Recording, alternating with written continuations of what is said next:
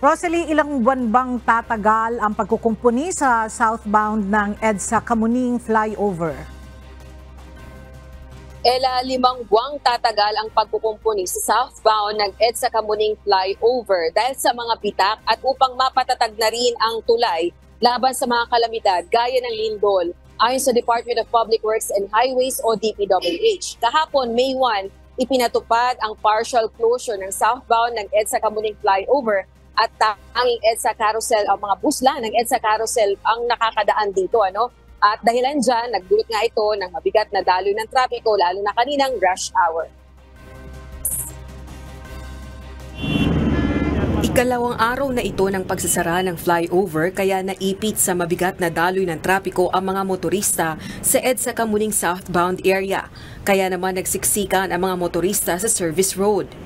Malaking abala. Malulate po sa Agaan ko na lang siguro pumasok. Nakakaisat kalahati na ako kasi matraffic Ito lang route ako, EDSA tapos Ortigas na. Hindi ko po alam. Ngayon ko lang po nalaman na gagawin pala to. Iibahin ko na po yung ruta ko. Pagod lang, pagod. Dideliver lang po. At upang maibsan ang daloy ng trapiko, pinadadaan na sa alternatibong ruta ang mga motorista. Ayon din sa Metropolitan Manila Development Authority o MMDA, hindi muna padadaanin sa EDSA Kamuning southbound service road ang motorcycle riders. Sa pagtaya ng MMDA, 23,000 motorcycle riders ang dumadaan dito araw-araw. 24,000 naman ang four-wheel vehicles. Yung pong mga motor, hindi na po padadaanin dito sa service road dahil talaga pong masikip. Mas maganda po at safe sa kanila na lahat po na nagmumotor ay kakanan na at magte-take ng mga alternative routes. Ayon sa MMDA, may 6 na alternatibong ruta na maaaring daanan ng mga motorista. Mula southbound ng EDSA Quezon Avenue, kumanan sa Panay Avenue, kumaliwa sa Sergeant Esguerra Avenue, then kumaliwa sa Timog Avenue at kumanan sa EDSA Service Road. Maaari ring kumanan sa Mother Ignacia Avenue at kumaliwa sa Sergeant Esguerra Avenue. Pwede ring kumanan sa Panay o Mother Ignacia Avenue. Pagkatapos ay kumaliwa sa Sergeant Esguerra Avenue, dumiretso sa 11th Jamboree at kumaliwa sa Kamuning Road.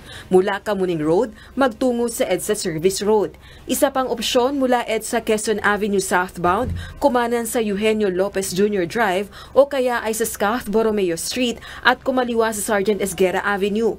Kumaliwa sa Timog Avenue at saka kumanan sa EDSA Service Road. O kaya naman mula Eugenio Lopez Jr. Drive o Scout Borromeo Street, kumaliwa sa Summer Avenue tsaka kumaliwa sa Timog Avenue at kumanan sa EDSA Service Road. Pwede rin naman kumanan sa Eugenio Lopez Jr. Drive o Scout Borromeo Street at kumaliwa sa Sergeant Esguerra Avenue. Dumiretso sa 11th Jamboree at kumaliwa sa Kamuning Road patungong EDSA Service Road.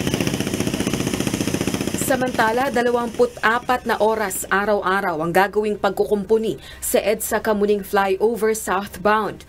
Ang kailangan po kasi dito, manual po ang gagawin natin pag-demolish doon sa ating slab.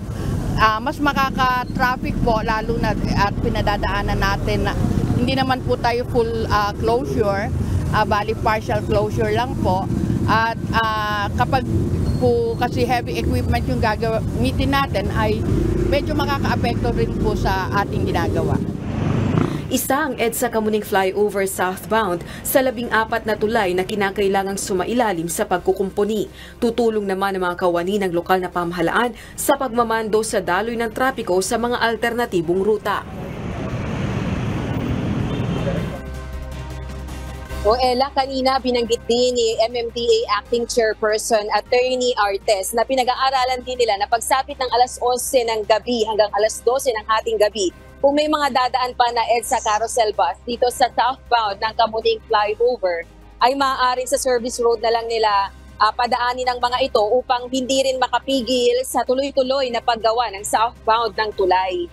Sa kasalukuyan naman, hinggil dito sa daloy ng trapiko, nagsisimula yung build-up ng traffic dyan sa tapat ng EDSA Corner, Eugenio Lopez Drive hanggang doon sa may Kamuning Road southbound. At mapapansin din natin sa kasalukuyan dahil kaninang umaga ay hinikayat nga ng MMDA na lahat ng mga motorcycle riders dapat kumanan na dun sa mga alternatibong ruta katulad ng Panay Avenue, Mother Ignacia Avenue at dyan sa Scout Borromeo. Pero mapapansin natin dito, may mga motorcycle riders na rin na nakakadaan dito sa tapat ng Kamuning. At yan, ang latest dito, balik sa inyo dyan sa studio, Ella.